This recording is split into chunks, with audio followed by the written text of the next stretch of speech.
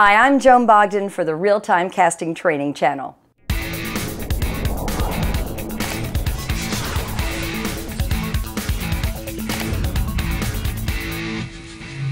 In today's voiceover world, you need to have the ability to record auditions from home.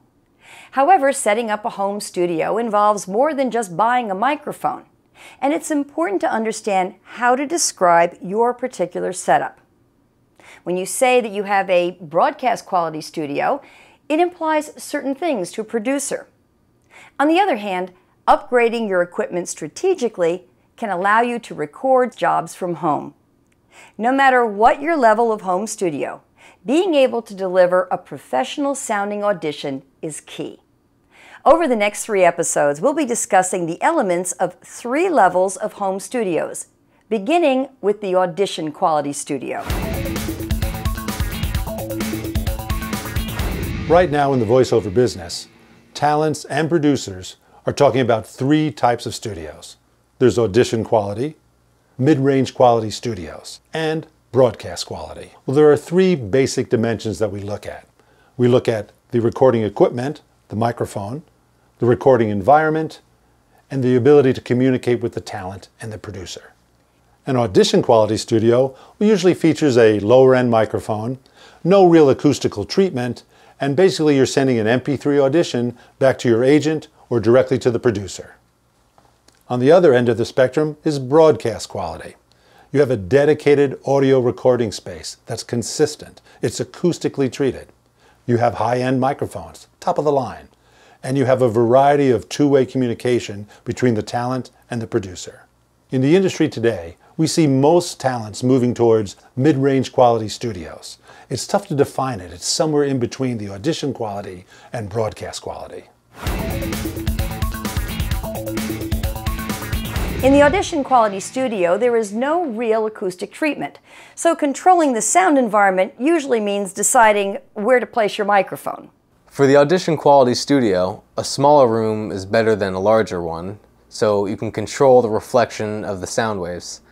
A walk-in closet, for example, provides a small space with lots of absorption from all the hanging clothes. However, that may not be an option for you, so you'll want to find a spot where you have the least amount of reflections. A simple way you can test the reflections is to just clap loudly.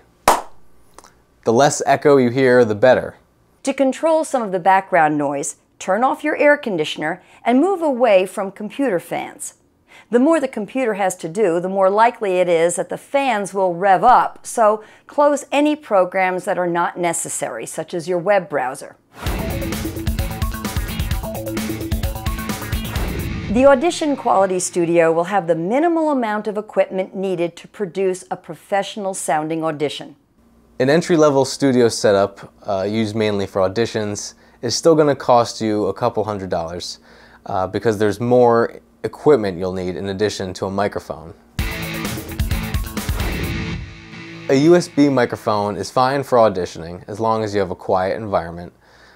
An audition quality studio may not have the highest audio quality, but it will definitely have a better quality than recording on your iPhone or your laptop. So if you're using an XLR mic to record, you'll need an audio interface to plug into your computer. There are a lot of options like the MicPort Pro or the MBox. At the very least, your interface should have phantom power for condenser mics, a headphone jack, and a gain knob to adjust the recording volume level. A Shockmount is basically a microphone holder that attaches to the stand so it absorbs any bumps or other vibrations that might cause the stand to move. For the budget studio, if the mic comes with a shock mount, definitely use it. Otherwise, just avoid bumping the stand and you should be okay. A microphone stand allows you to move your hands so that you can get a more conversational or maybe a more animated read. Everybody stands now, and coaching-wise, that's the correct technique. There are lots of different kinds of mic stands. You'll definitely want a mic stand with a boom arm. The boom allows you to position the mic right in front of your face while still allowing you to read the copy without having the stand in the way. You can get a basic mic stand with a boom arm for around $30, but spending a little more will get you a stand that'll last forever. If you're on the road, a desk stand will work fine, although you might have to sit, so just make sure your energy is up. No matter what level of studio you have, you're going to need a copy stand so that papers don't rustle and your hands are free to move around. There are a lot of pop filters around, and they're made of many materials like stretched nylon or a metal mesh. I happen to use a double pop filter, but any pop filter, even the cheaper ones, will work fine because all you're trying to do is diffuse the wind on your P's and B's. Some mics actually have a built-in pop filter, but I'd still recommend having an extra pop filter to reduce the plosives as much as possible. Position the pop filter about 2 inches from the mic. By the way, don't use the foam version that goes over the mic. That's actually a windscreen.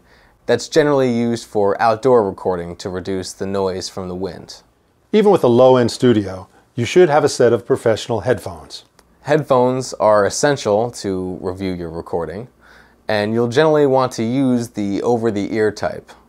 Some people prefer to work without headphones because it allows them to be more conversational. It's a very popular technique right now.